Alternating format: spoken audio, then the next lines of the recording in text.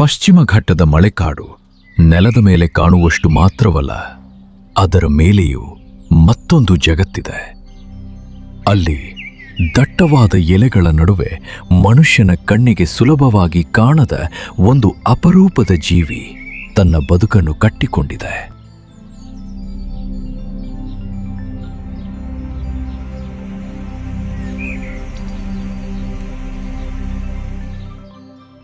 ಕಪ್ಪು ಮೈ, ಮುಖದ ಸುತ್ತ ಬೆಳ್ಳಿಯ ಕೇಶರ, ಸಿಂಹವನ್ನು ನೆನಪಿಸುವ ಬಾಲದ ತುದಿ.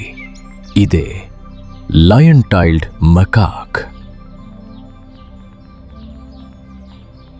ಭೂಮಿಯ ಬೇರೆಲ್ಲಿಯೂ ಸಹಜವಾಗಿ ಕಾಣದ, ಪಶ್ಚಿಮ ಘಟ್ಟಗಳಿಗಷ್ಟೇ ಸೀಮಿತವಾದ ಅಪರೂಪದ ಪ್ರೈಮೇಟ್ಗಳಲ್ಲಿ ಒಂದು. ಪಶ್ಚಿಮ ಘಟ್ಟಗಳು ಭಾರತದ ಜೀವ ವೈವಿಧ್ಯದ ಅಮೂಲ್ಯ ನಿಧಿಗಳಲ್ಲಿ ಒಂದು. ವಿಶ್ವದ 8 ಪ್ರಮುಖ ಜೀವ ವೈವಿಧ್ಯ ಹಾಟ್ಸ್ಪಾಟ್ಸ್ಗಳಲ್ಲಿ ಒಂದಾಗಿ ಗುರುತಿಸಿಕೊಂಡಿರುವ ಈ ಪರ್ವತ ಶ್ರೇಣಿ ಯುನೆಸ್ಕೋ ವಿಶ್ವ ಪರಂಪರೆಯ ಮಾನ್ಯತೆಯನ್ನು ಪಡೆದಿದೆ. ನೂರಾರು ಪಕ್ಷಿ ಪ್ರಭೇದಗಳು, ಅಪರೂಪದ ಉಭಯಚರಗಳು, ಸರೀಸೃಪಗಳು ಮತ್ತು ಸಸ್ತನಿಗಳಿಗೆ ಈ ಮಳೆಕಾಡು ಜೀವನಾಡಿಯಾಗಿದೆ.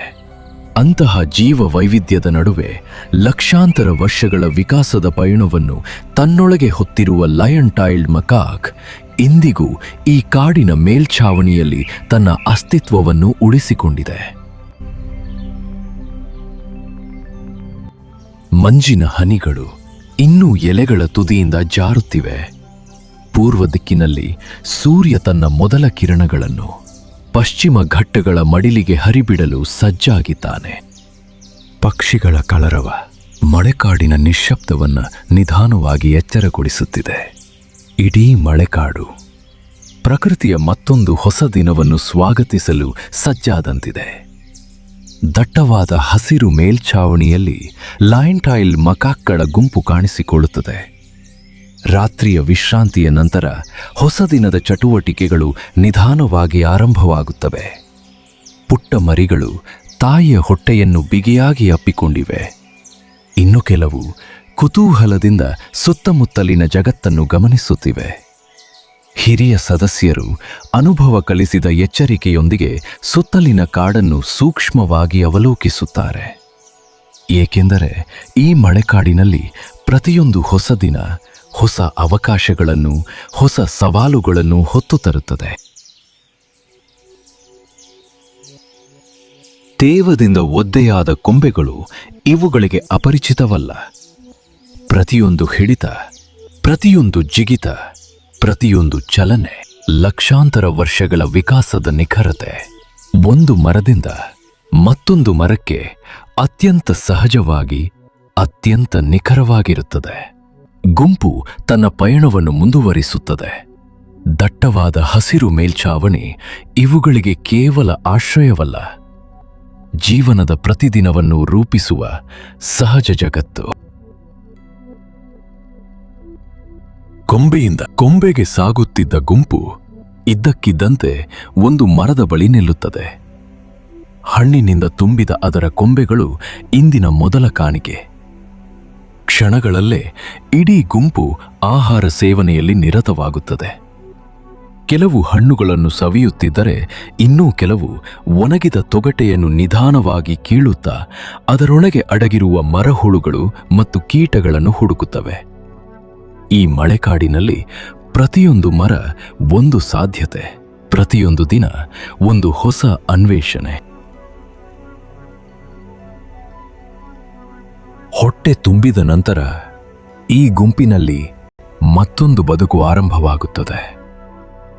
ಒಬ್ಬರ ಮೈಯನ್ನು ಇನ್ನೊಬ್ಬರು ನಿಧಾನವಾಗಿ ಶುಚಿಗೊಳಿಸುತ್ತಾರೆ. ಒಂದು ಸ್ಪರ್ಶ, ಒಂದು ನಂಬಿಕೆ, ಒಂದು ನೋಟ, ಒಂದು ಅರ್ಥೈಸಿಕೊಳ್ಳುವಿಕೆ. ಪುಟ್ಟ ಮರಿಗಳು ಆಟವಾಡುತ್ತಾ ಈ ಮಳೆಕಾಡಿನ ಬದುಕಿನ ಮೊದಲ ಪಾಠಗಳನ್ನು ಕಲಿಯುತ್ತಿವೆ.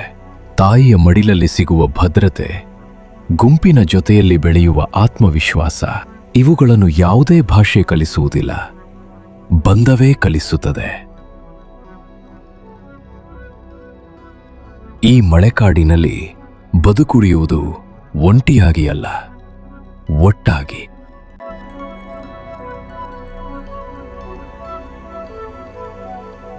ಈ ಗುಂಪಿನ ಪಯಣ ಆಹಾರ ಹುಡುಕುವುದರಲ್ಲೇ ಮುಗಿಯುವುದಿಲ್ಲ.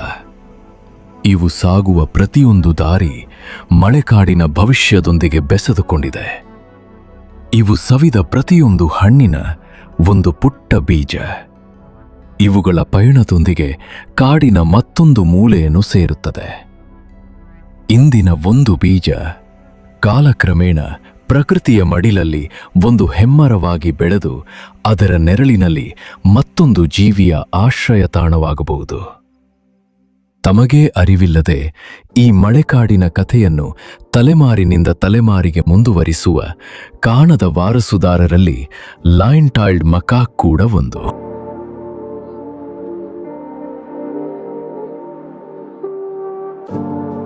ಪೀಳಿಗೆಯಿಂದ ಪೀಳಿಗೆ ಈ ಹಸಿರು ಮೇಲ್ಛಾವಣಿಯೇ ಈ ಕುಟುಂಬದ ಪಯಣದ ದಾರಿಯಾಗಿತ್ತು.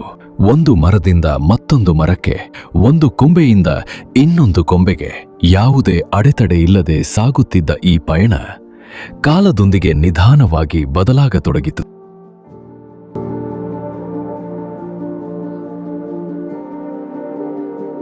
ಒಂದೇ ಹಸಿರಾಗಿ ಹರಡಿದ್ದ ಈ ಮಲೆಕಾಡು ಇಂದು ಅಲ್ಲಲ್ಲಿ ಬೇರ್ಪಟ್ಟ ಕಾಡಿನ ತುಣುಕುಗಳಾಗಿ ಉಳಿದಿದೆ.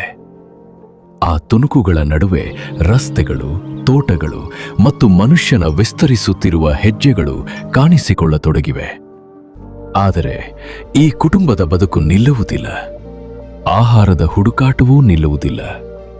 ಅದೇ ಕಾರಣಕ್ಕೆ ಹಿಂದೆ ಮರದ ಕೊಂಬೆಗಳಲ್ಲೇ ಸಾಗುತ್ತಿದ್ದ ಈ ಪಯಣ ಕೆಲವು ಕಡೆಗಳಲ್ಲಿ ರಸ್ತೆಗಳ ಅಂಚನ್ನು, ಮತ್ತೆ ಕೆಲವು ಕಡೆಗಳಲ್ಲಿ ವಿದ್ಯುತ್ ತಂತಿಗಳನ್ನು ಎದುರಿಸಬೇಕಾದ ಪರಿಸ್ಥಿತಿಯನ್ನು ತಂದಿದೆ.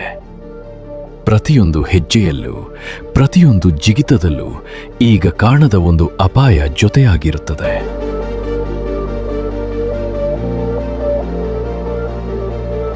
ಒಮ್ಮೆ ಈ ಮಳೆಕಾಡು ಇವರಿಗೆ ಅಡೆತಡೆಗಳಿಲ್ಲದ ಒಂದು ಲೋಕವಾಗಿತ್ತು. ಇಂದು ಅದೇ ಲೋಕದಲ್ಲಿ ಪ್ರತಿಯೊಂದು ಪಯಣವೂ ಬದುಕುಳಿಯುವ ಮತ್ತೊಂದು ಪರೀಕ್ಷೆಯಾಗಿದೆ.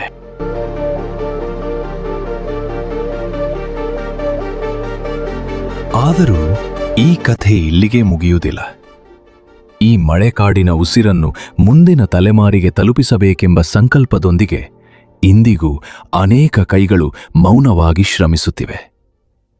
ಬೇರ್ಪಟ್ಟ ಕಾಡಿನ ತುಣುಕುಗಳ ನಡುವೆ ಮತ್ತೆ ಜೀವದ ಸಂಪರ್ಕವನ್ನು ಬೆಸೆಯುವ ಪ್ರಯತ್ನಗಳು, ಅಗಲಿದ ಮೇಲ್ಛಾವಣಿಯನ್ನು ಮತ್ತೆ ಜೋಡಿಸುವ ಕೃತಕ ಮೇಲ್ಛಾವಣಿ ಸೇತುವೆಗಳು, ಮತ್ತೆ ಹಸಿರಾಗುತ್ತಿರುವ ಮಳೆಕಾಡಿನ ತುಣುಕುಗಳು, ಇವೆಲ್ಲವೂ ಈ ಕಥೆಗೆ ಇನ್ನೂ ಆಶೆ ಜೀವಂತವಾಗಿದೆ ಎಂದು ಹೇಳುತ್ತಿವೆ. ಏಕೆಂದರೆ ಲಯನ್ ಟೈಲ್ಡ್ ಮಕಾಕ್ ಉಳಿದರೆ ಒಂದು ಜೀವಿ ಮಾತ್ರ ಉಳಿಯುವುದಿಲ್ಲ. ಅದರೊಂದಿಗೆ ಈ ಮಳೆಕಾಡಿನ ಸಾವಿರಾರು ಸಸ್ಯಗಳು, ಪಕ್ಷಿಗಳು, ಉಭಯಚರಗಳು, ಸರೀಸೃಪಗಳು, ಸಸ್ತನಿಗಳು ಮತ್ತು ಅನೇಕ ಜೀವಿಗಳ ಭವಿಷ್ಯವು ಉಸಿರಾಡುತ್ತಲೇ ಇರುತ್ತದೆ.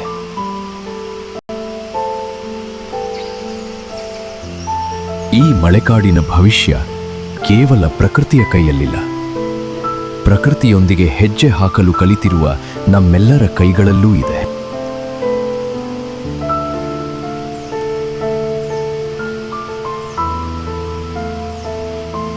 ಸಂಜೆಯ ಕತ್ತಲು ಮತ್ತೊಮ್ಮೆ ಪಶ್ಚಿಮ ಘಟ್ಟದ ಮಳೆಕಾಡನ್ನು ತನ್ನ ಮಡಿಲಲ್ಲಿ ಹೊದಿಸಿಕೊಳ್ಳುತ್ತಿದೆ.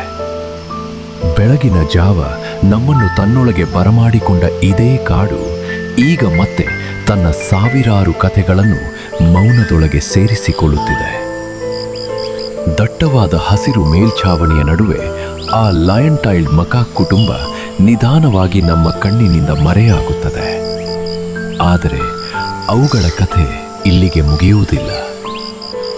ಪ್ರತಿಯೊಂದು ಹೊಸ ಸೂರ್ಯೋದಯದೊಂದಿಗೆ ಈ ಮಳೆಕಾಡಿನ ಜೀವನ ಚಕ್ರವು ಮತ್ತೆ ಆರಂಭವಾಗುತ್ತದೆ. ಈ ಮಳೆಕಾಡು ಉಳಿದರೆ ಲಯನ್ ಟೈಲ್ಡ್ ಮಕಾಕ್ ಉಳಿಯುತ್ತದೆ.